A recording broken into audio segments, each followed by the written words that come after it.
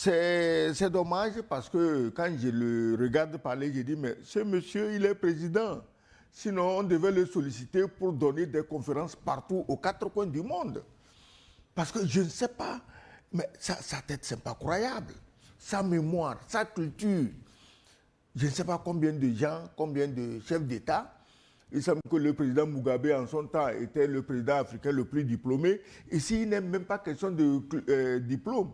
Il est question de culture et de connaissances concrètes de son milieu. Alors, le président Tiani, tu as demandé qu'est-ce qu'il y avait de neuf dans la conférence. Sur un point donné, j'ai été surpris d'apprendre que l'avion, en dehors des deux avions de Askai, c'est-à-dire des avions togolais, Askai est togolais, qu'en dehors des deux avions togolais, le troisième avion qui a été canardé sur la piste de l'aéroport était un avion tchadien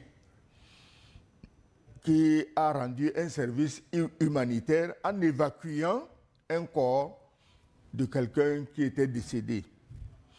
C'est là que je me suis demandé, mais c'est incroyable.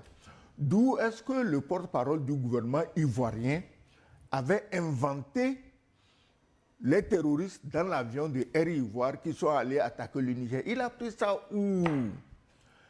Quand on est porte-parole du gouvernement, on ne peut pas, après un verre de koutoukou, c'est comme ça ils appellent Sorabi là-bas, raconter n'importe quoi, croyant rendre service au président. Ah non, ce n'est pas la faute du président, mais est-ce que c'est le président qui enregistre les voyages à l'aéroport? Pourquoi voulais-tu que ce soit la faute du président?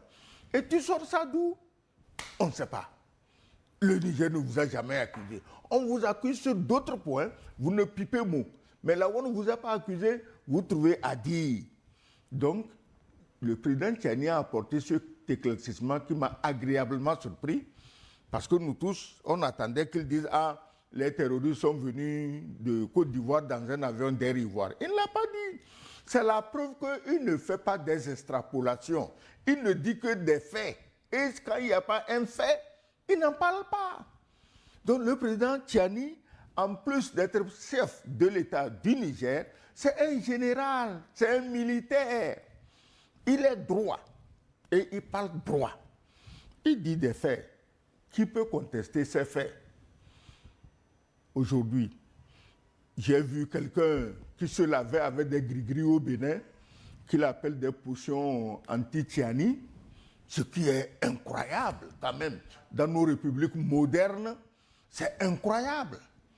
Un pays ne peut pas prêter son territoire à de pareilles singeries. Parce que, après tout, c'est tout le pays et sa population qui vont emporter les conséquences.